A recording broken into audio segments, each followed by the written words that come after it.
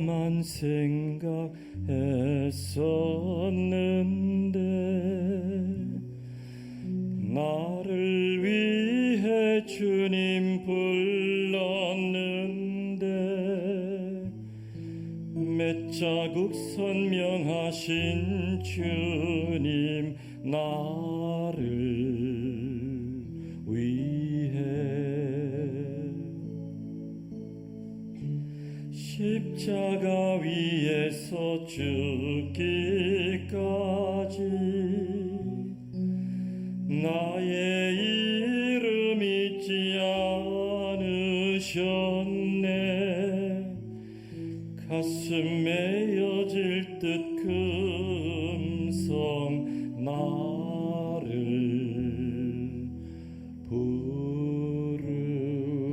부르시네.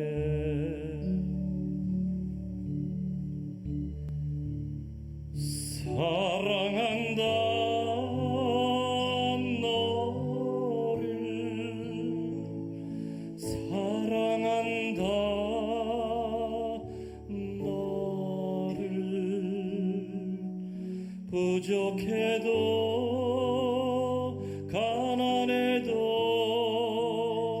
아파시는 할 때도 사랑한다 내가 너를 원한다.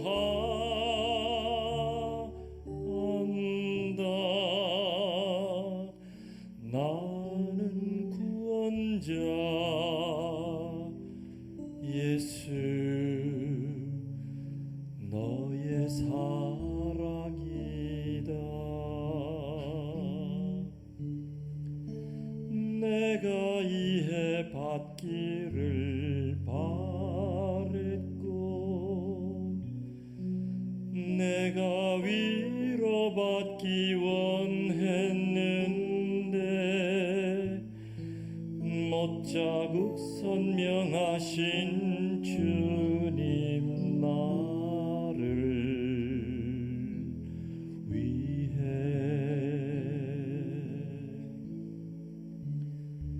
십자가 위의 고통 중에도 내 이름 가슴에 안으셨네. 녹아내릴 듯한 그 눈길 내게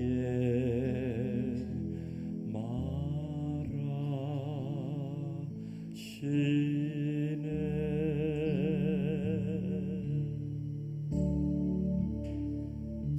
사랑한다 너를 사랑한다 너를 부족해도 가난해도 아파시는 할 때도 사랑한다 내가 너를 원한다.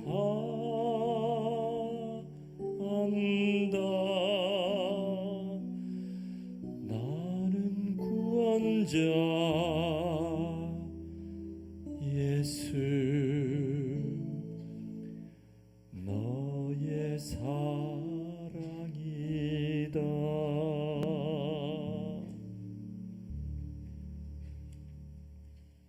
성서책 한 번 읽어보신 분 한번 손 들어보실래요? 신구약 한 번 나 다 읽어봤다. 몇 프로나 한번 봅시다. 뭐 두 번은 얘기할 필요도 없고 한 번만 이거. 예, 손 내리세요. 38명 나오고.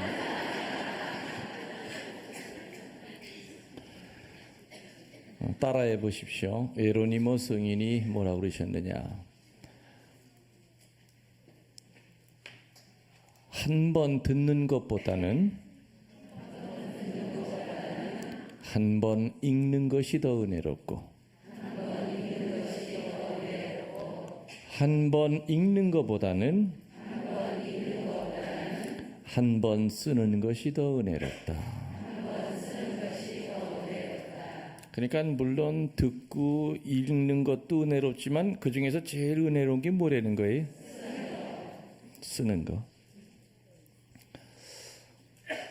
내가 내 손으로 하느님의 말씀을 숨 끊어지기 전에 한 번이라도 쓰고 죽는다면은 적어도 그 사람은 심판대 앞에 가서 주님, 저 엉망으로 살았거든요. 그런데 제가 딱 한 가지 한계 있어요. 여러 번 중단했었지만은 제가 제 손으로 성서를 썼어요. 그럼 주님이 그 소리를 듣고 아이고 신통망통 절구통한 것 하면서 엄한 심판주가 되시지 않을 거라고 저는 확신해요. 그죠? 제가 여러분들 성서 써가지고 오시면 반지해드리는 거 아시죠? 근데 이제 한 달 동안 중단이 됐었어요. 왜 중단이 됐느냐? 5년 동안 하던 것이 이제 중단이 됐어요. 중단된 이유는 욕이 없어가지고. 금값이 한 돈에 13만 원이 넘어가요. 아시죠? 그러니까 요즘 뭐 친구 아이 돌 때문에 돌반지 맞추러 갔다가 그냥 나온대요. 차라리 10만 원 주는 게 낫지. 13만 뭐 5천 원인가 아마 더 올랐을 거예요. 물론 성서 필사반지가 순금은 아니지만은 그게 반지값이 꽤 들어가거든요. 5년 동안에 반지를 해드린 게 한 5억 정도가 반지값으로 나갔어요. 5억 정도가. 근데 공구물은 쓸 수가 없죠, 그 돈은. 그러니까 저한테서 나온 돈이에요. 저한테서 어디서 나왔느냐. 우리 아버지가 조폐공사 사장도 아니었고. 테이프 판 거, 응? 테이프 판 거, 강사비. 거기서 전부 다 이제 어렵게 아무튼 해나왔어요. 그러다가 한 달 전에 도저히 감당이 안 돼요. 매달 청구서가 300만 원, 400만 원씩이 청구서가 올라오는데 아주 죽을 지경이. 그렇다고 해서 5년 동안 5년 전에 시작할 때 내가 처음부터 그거 뭐 반지 주고 축복장 주면서 봉헌금을 받으려는 생각은 눈꽃만큼도 없었어요. 그랬더니 진짜 안 주대. 그 생각을 안 하니까. 그래서 5년 동안 나간 돈은 5억인데 반지 가져가면서 신부님 보태서 하십시오. 한 돈은 100만 원이 안 돼. 그러니 거들어주는 사람도 없고 반지 금값은 뭐 어떻게 감당이 안 되고. 그래서 한 달 전에 우리 그 인터넷 카페에다가 내가 공지를 했죠. 미사 때도 공지를 했어요. 이런 사정 때문에 축복장만 드리겠습니다. 축복장도 보면 아주 뭐 큰 왁구에다가 축복장 그 액자값만 해도 또 대단해요. 그래서 축복장도 이제는 반으로 줄이고 반지는 없습니다. 미안합니다. 그랬더니 사무실이 난리가 난 거예요. 성서를 써가지고 와서 왜 반지 안 주냐 이거야. 그래서 우리 사무원이 아니 자매님 반지 쓰려고 반지 받으려고 쓴 건 아니시잖아요. 그러니까는 아니야 반지 받으려고 썼다고. 아까 안 오고 얘기해서는 반지 받으려고 썼다는데 뭐 할 말이 없는 거예요. 그러니까 사무실에서 신부님이 아주 그냥 맨날 그것 때문에 전화에다 대고 말이야. 신부님이 반지 준다고 그래가지고 그냥 기를 쓰고 몇 년 동안 썼는데 이렇게 신부님이 사기를 치냐 하면서 그냥 그러니 참 그랬는데 이제 어떤 여론이 이렇게 형성이 되기 시작했느냐. 신부님 그 성서 필사 반지가 전 세계에서 신부님이 처음 시작하신 거고 이제는 또 몇몇 본당에서 신부님들이 이제 써갖고면 이제 묵주반지 해주는 것이 이제 하나의 퍼져나가. 사실은 이 얘기는 3년 전에 뉴스위크지에도 외국에도 이게 소개가 됐었거든요. 아시아판에 나왔었던 건데. 그래서 서양 사람들도 많이 와서 받아갔어요. 미국 사람들, 뭐 영국 사람들도 다 영어로 써, 프랑스 사람들도 와서 뭐 출장 나왔다가 나 미국 사람인데 나도 가면 반지 주냐고 써갖고 왔는데 오라고. 어디서 봤냐니까 뭐 뉴스위크지에서 그 기사를 읽었대요. 그래서 우리 자랑할 거라고 우리 회사 직원들한테. 하여튼 세계적으로 이렇게 이거로 인해서 이 이벤트로 인해서 많은 은혜들을 받고 있는데 쓰면서 용서할 수도 있고 많은 어떤 영적인 은혜가 써가면서 아무튼 쓰게 된 동기를 부여한 거죠. 하도 우리 신자들이 성서를 멀리하니까 아무튼 반지라도 주면 뭔가 어떤 시작이 되겠지 해서 한 건데 이렇게 좋은 영적 사업인데 신부님이 그동안 혼자서 그렇게 힘들었던 거를 몰랐습니다. 그래서 이제부터는 우리들이 성금을 거두어서 하여튼 그 반지값을 우리가 한번 마련해 볼 테니까 신부님 다시 시작합시다. 저는 그 소리 듣고도 한동안은 내가 결단을 못 내렸어요. 못 내린 이유는 이 용두사미가 될까 봐. 처음에 할 때는 우르르 뭐 통장 하나 개설해 주면은 돈이 들어오는데 뭐 하다가 뭐 나 아니어도 뭐 남이 또 하겠지 뭐 서로가 그런 생각하다 보면은 쓰는 사람 2번 죽이는 거잖아 이거. 뭐야 이거 뭐 준다고 그랬다 또 안 준다 또 준다 그랬다 안 준다 또 뭐야. 그것 때문에 걱정이 돼서 내가 결단을 못 내렸었고 두 번째는 아무리 성금이라도 돈에는 마귀가 쫓아다녀요. 반드시 마귀가 쫓아다녀요. 돈 아무리 좋은 돈이라도 돈은 반드시 마귀가 제일 노리는 거예요. 그렇기 때문에 그거로 인해서 제가 지금 인터넷에 하는 카페 회원수가 한 4,400명이 되는데 각 지역마다 이제 또 소모임방이 다 있는데 영적 카페죠. 혹시 그거로 인해서 또 이 성금 이렇게 하면 좋은 뜻으로 했다가 또 이게 또 뭔가 또 분열이 되지 않을까 그런 것 때문에 고민하다가 우리 사무원이 그냥 이러다간 이거 정말 맞아 죽게 생겼으니까 신부님 결단을 내리십시오 하는 말 때문에 하여튼 통장을 개설을 했어요. 해가지고 모르겠습니다. 뭐 지금 얼마가 뭐 성금이 들어가는지 저는 그렇게 했죠. 우리 카페 회원이 한 4,400명 되는데 10분의 1이면 한 400명 되잖아요. 400명이 한 달에 10,000원씩이라도 이렇게 하면은 그래도 보통 300~400만 원 이렇게 반지값으로 나가니까 되지 않게는 소박한 그냥 계산으로 이렇게 해봅시다 하고서는 이렇게 마음을 이제 그렇게 내가 정했는데 다시 주고 있어요 반지를. 그래서 지난주부터 주고 있으니까 쓰시라 이거요. 이제 다시 시작하라 이거요. 신부님 반지 안 준다는 소리 때문에 중단했다가도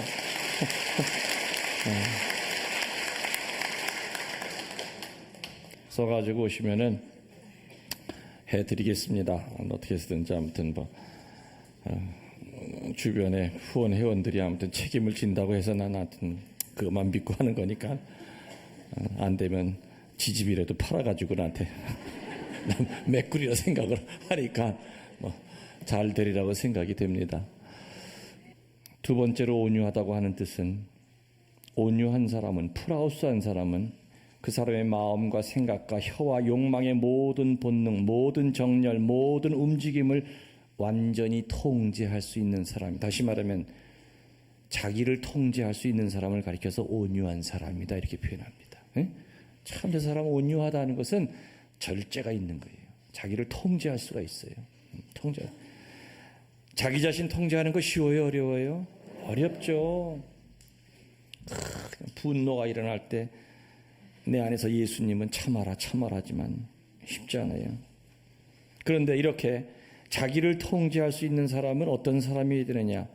아주 간단해. 하느님의 통제하에 있는 사람이래야 자기 자신을 통제할 수 있어요. 돈의 통제하에 있는 사람은 절대 자기 자신을 통제 못하죠. 하느님의 통제하에 있는 사람이라야만 온유할 수 있고 다시 프라우스 자기 자신을 통제할 수 있다. 그래서 온유에 대한 결론을 얘기를 하면은 하느님의 통제를 받는 사람은 언제나 노해야 할 때 노하고 노해서 안 될 때는 결코 노하지 않는다. 그 사람은 그의 안에 있는 자아는 죽고 그의 모든 삶은 하느님에게 통제를 받고 하느님에 의해서 성령에 의해서 지시를 받고 살아간다. 이거는 사제들에게도 해당되는 말이죠. 사제는 철저하게 하느님의 통제를 받아야 됩니다. 성령의 가르침을 받아야 됩니다. 저 신부님 참 온유하시다 하는 뜻은 이제 무슨 뜻인지 알아들으셨죠? 의노를 보일 때는 의노를 보이고 정말 침묵할 때는 침묵하는 사제. 그러면서 정말 신자들과 어떨 때는 술자석이 있잖아요. 신자들은 가끔 좀 짓궂어요.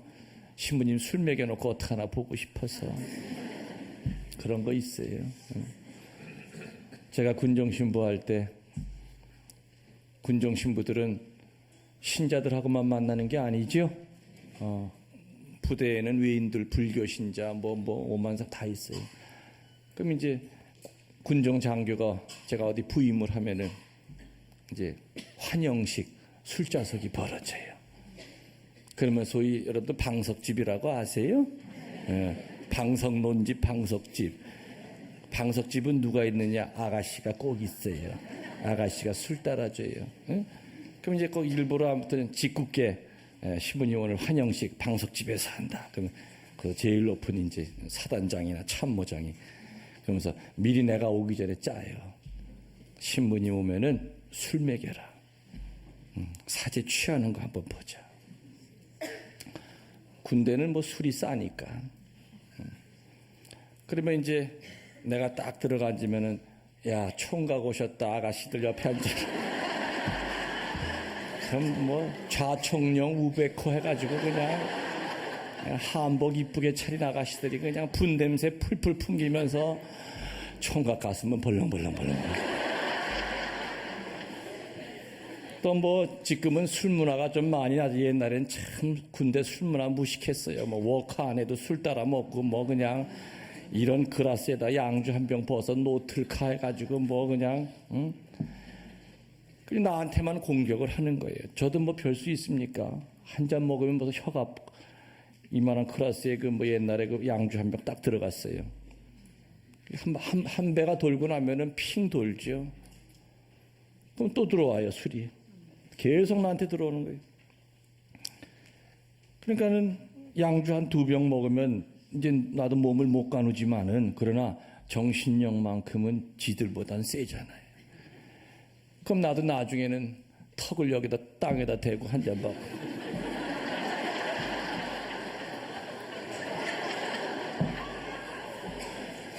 이러다 보면 새벽 2시, 3시 되다 보면 한 사람씩 이제 없어지기 시작하고 결국에는 제일 센 놈이랑 나랑 둘이 남아요. 둘이 다 턱을 이제 상에다 받치고 이제 그 사람 입에서 신부님 졌습니다 하는 말이 나올 때까지 해야 돼요. 그럼 그 사람을 데려다가 주고 사제관에 오면 이제 군정병이라는 게 있어요. 군정병한테 2시간 후면 내가 출근해야 되니까 안 일어나면은 물을 끼얹어서라도 깨워라. 2시간 일해야 그게 술이 깹니까? 일어나가지고 그냥 샤워를 하고서는 아주 그냥 단정을 깨끗이 하고 그 참모들이 출근하기 전에 먼저 사무실에 가서 딱 앉아 있어요.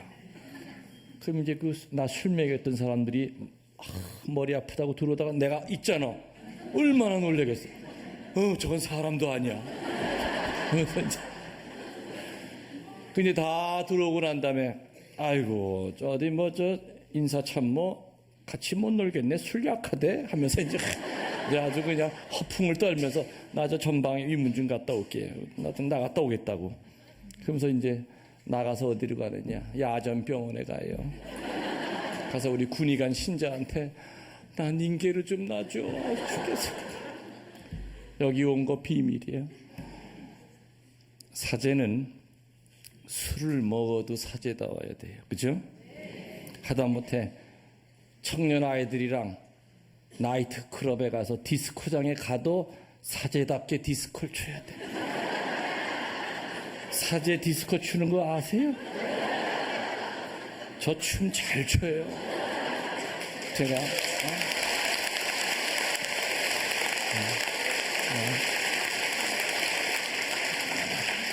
다시 말하면은 온유하다고 하는 뜻은 통제력이 있다 그 뜻이에요. 근데 그 통제력은 누구 밑에 있을 때? 하느님이 통제할 때 그 밑에 있는 사람은 온유해요. 자기 통제력이 철저하죠. 그래서 사제들은 신학교 때 그렇게 훈련을 받습니다. 사실은 어떻게 보면은 수도 사제에서 성인 나오는 건 쉬워요.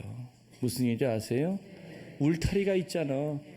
그러나 나 같은 재속 신부들, 신자들이랑 별의별 사람들이랑 다 만나는 이 재속 신부들 가운데서 성인처럼 사는 건 정말 힘든 거예요.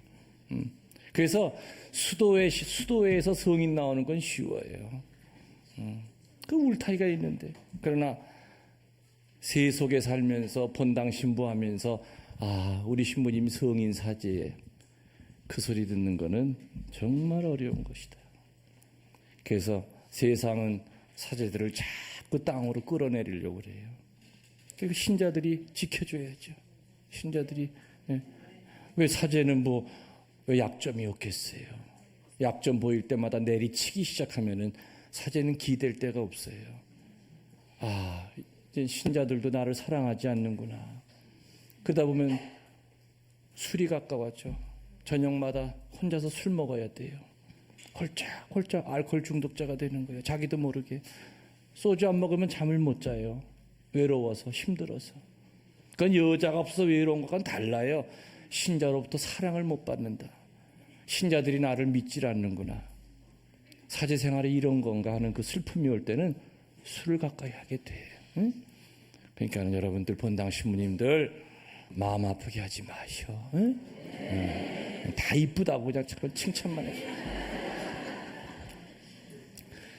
세 번째로 그리스도인의 세 번째 위대한 미덕은 바로 인내라고 그랬습니다. 히라보로 마크로투미아라고 하는 단어를 쓰는데 이 인내라고 하는 말을 다른 말로 오래 참는다 그 뜻입니다. 그리스도인이 이 세상, 세속과 육신과 마귀라고 하니 삼구라고 그러죠. 세속과 육신과 이 마귀와의 이 싸움. 그때 우리들이 당해야 되는 인내는 결코 이 삼구와의 전쟁에서는 패배를 인정하지 않는 거죠. 어떠한 불행이나 고난에도 꺾여지지 않고 어떤 절망이나 낙담에 의해서도 단념하지 않는 영적인 불굴의 정신이고 끝까지 지속해서 참는 정신이죠. 그러나 특별히 이 인내, 미덕의 세 번째 인내라고 하는 뜻은 인내는 여러 가지 대상이 있어요. 돈에 대한 인내도 있고 근데 특별히 여기서 얘기하는 인내는 인간에 대한 인내를 얘기합니다.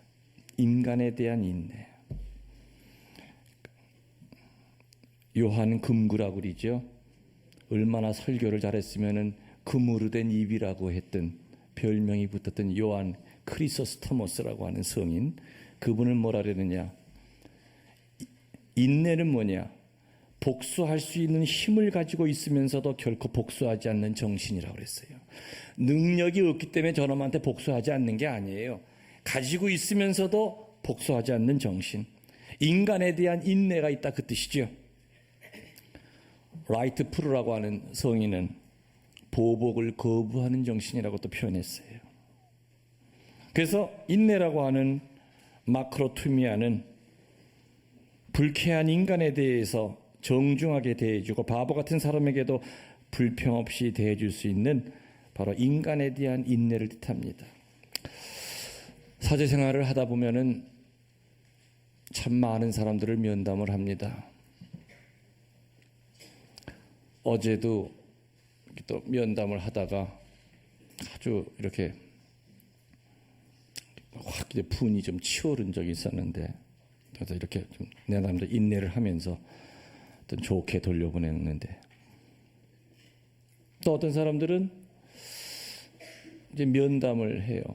근데 이제 뭐 저는 이제 면담이 되게 이제 1년 전에 예약이 다 끝나니까 요즘 이제 면담한 제가 1년 전에 예약하신 분들을 만나는데 그 어렵게 내가 시간을 이렇게 내서 그분을 만나면은 도와주려고 만나는 거죠.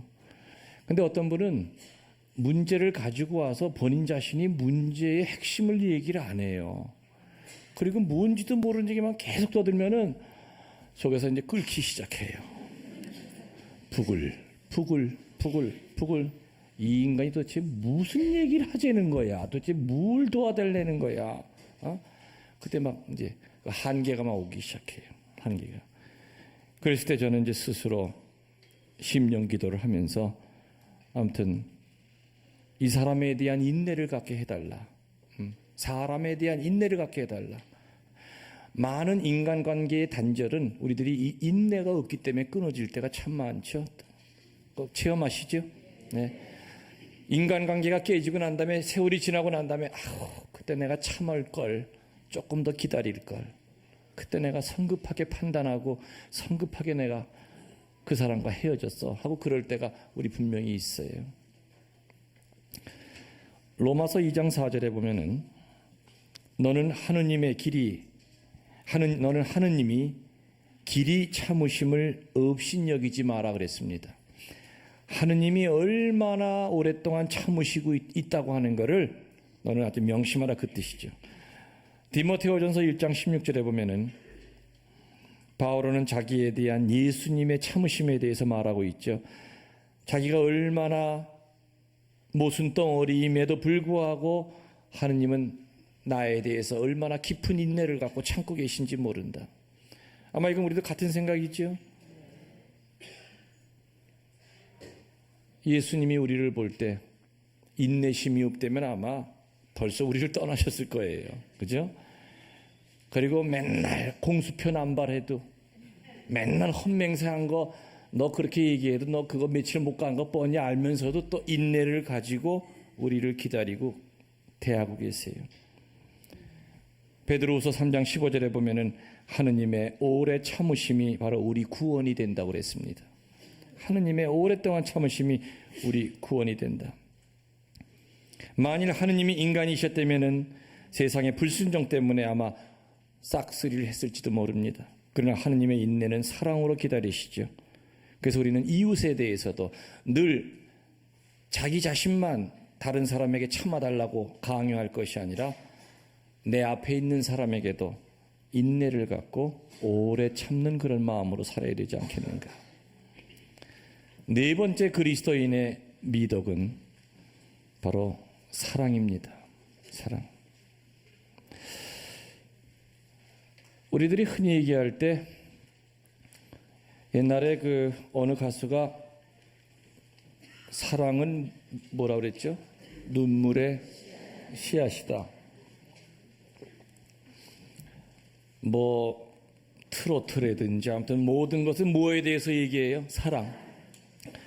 사방천지가 다 사랑에 대해서 얘기하는 단어, 시, 소설, 극, 오페라 다 사랑에 대해서 얘기하는 건데 그렇게 많이 얘기하는 그만큼 사랑에 대해서 우리들이 제대로 알고 있는가? 우리들이 지금 묵상해야 될 이 미덕의 이 사랑이라고 하는 것은 분명히 아가페적인 사랑을 얘기할 겁니다. 사랑은 우리가 두 가지가 있다고 그러죠. 첫 번째는 내가 당신을 사랑할 테니 나도 사랑해 주시오. 다시 말하면은 이거는 정의 사랑입니다. 주는 것만큼 나도 받고 싶다 그 뜻입니다. 이것을 에로스적인 사랑이라고 그럽니다. 내가 너한테 베푸는 것만큼 나도 받을 의무가 있고 권리가 있다 그 뜻입니다. 근데 이러한 사랑은 한계가 있고 불확실합니다. 한계가 있다는 뜻이 뭘까요? 어릴 때는 아이들은 엄마의 사랑 가지고 만족하죠.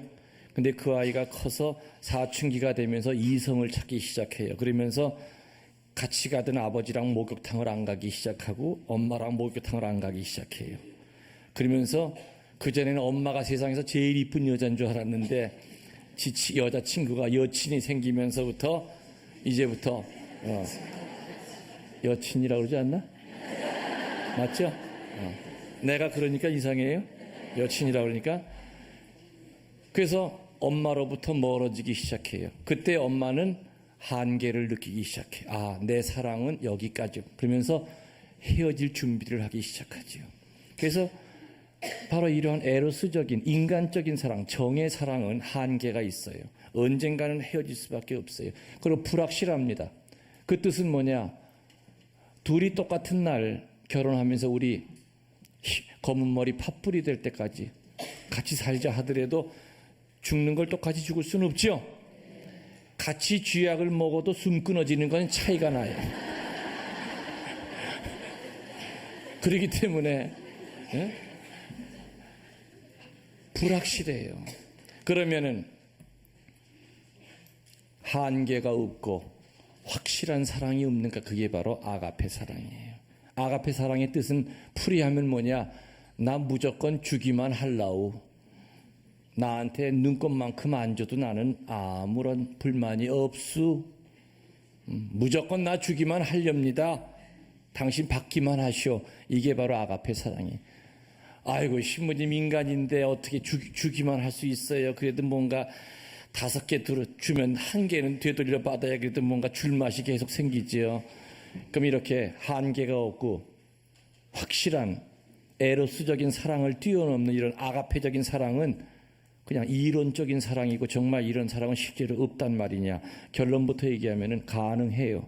우리 약한 인간도 아가페적인 사랑을 분명히 할 수 있어요, 없어요? 있어요. 예를 들어서 기찻길에, 옛날에는 기찻길 옆에 집들이 많았죠. 특히 기찻길 옆에 있는 집에 애들이 많아요.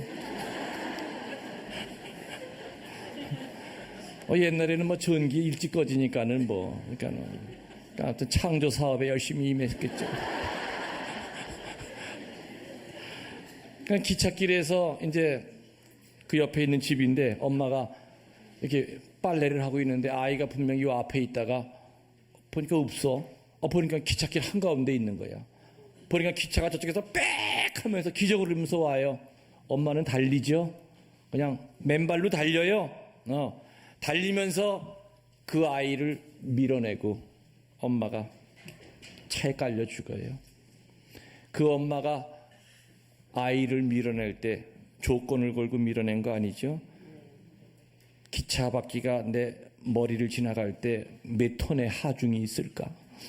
얼마나 아플까? 생각 안 해요. 무조건 밀어내요. 조건을 안 붙여요. 그러면 지금 얘기 드린 이 예화는 지 새끼니까 그렇다고 그래. 그죠? 지 새끼는 피도 살도 안 섞인 사람들 사이에서도 이런 아가페적인 사랑, 난 무조건 주기만 할라오. 이런 사랑이 가능할까? 가능할까요? 안 할까요? 어떻게 가능해요? 그 근원이 어디서 나와야 돼요? 제가 수인 사목을 한 5년 동안 했었어요. 수인 사목 할 때 자식을 죽인 살인범이 있었는데, 대학교 2학년 다니던 아이인데 그냥 길에서 아무 이유 없이 너 쳐다본다고 해서 그냥 깡패한테 칼로 찔러 죽은 거예요. 대학교 2학년짜리가. 그리고 그 죽인 그 깡패는 이제 감옥에 갇혔죠. 이 엄마가 몇 달 동안은 눈물로 지셉니다.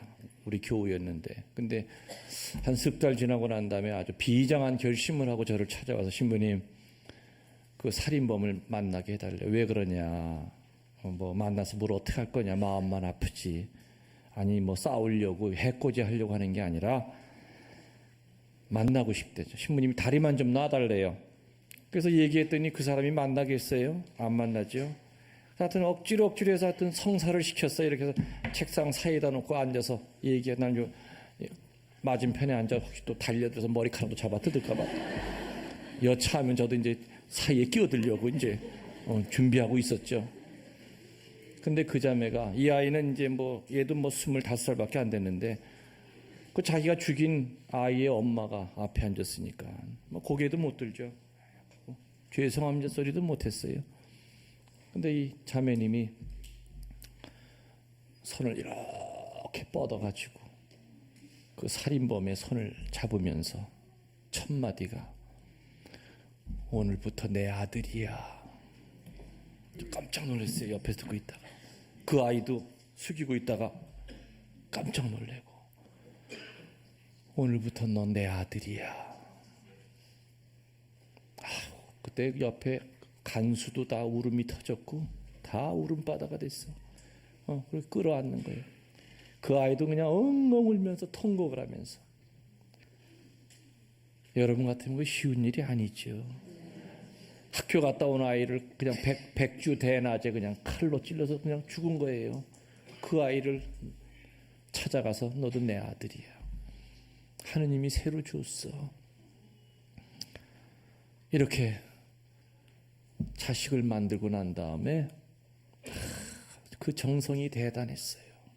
일주일에 2번씩 찾아가서 뭐라고 넣어주는 거 뭐라 그러죠?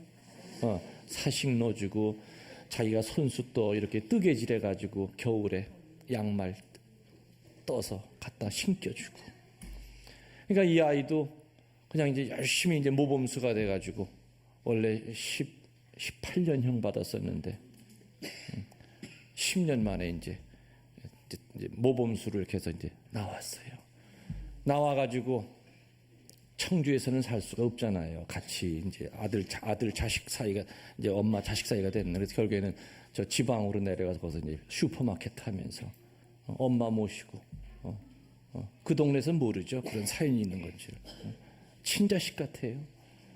그러니까 이렇게 피도 살도 안 섞여 더군다나 자기 친자식을 찔러 죽인 그 인간을 예수님 때문에 하느님 때문에 이렇게 아가페적인 사랑을 하는 사람도 있다. 이게 불가능한 일이 아니다 이겁니다. 가능하다 이겁니다. 그죠? 가능해요. 가능해요. 이것이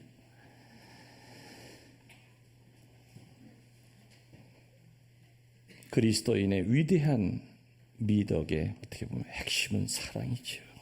아가페적인 사랑. 그리고 마지막 5번째가 바로 평화입니다. 평화. 평화는 밑으로부터 오는 것이 아니라 위로부터 내려와야 됩니다. 세상으로부터 오는 평화는 늘 나를 속이지요. 세상으로부터는 이 평화를 다른 말로 행복이라고 하는데 밑으로부터 올라오는 그 평화는 얼핏 볼 땐 평화롭지만은 늘 거기에 섞습니다. 안개처럼 사라져버리고 손에 든 물처럼 빠져나갑니다. 그래서 진정한 영원한 평화는 위로부터 내려오는 평화. 그 영원한 평화를 얻기 위해서 제일 중요한 것은 포기하는 것만큼 평화가 옵니다. 지금 여러분들 마음 안에 평화가 없다는 그 뜻은 아직도 뭔가 포기하지 못하는 뭐가 있기 때문이지요.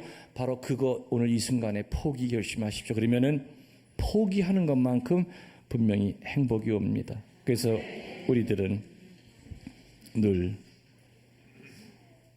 영적인 평화를 얻기 위해서, 그래서 그리스도의 미덕의 삶을 살기 위해서 기도해야 되고 희생해야 되고 봉헌해야 된다는 거 우리 명심하도록 해야 되겠죠. 향주 3덕 뿌리라고 그랬습니다. 사추덕 줄기라고 그랬습니다.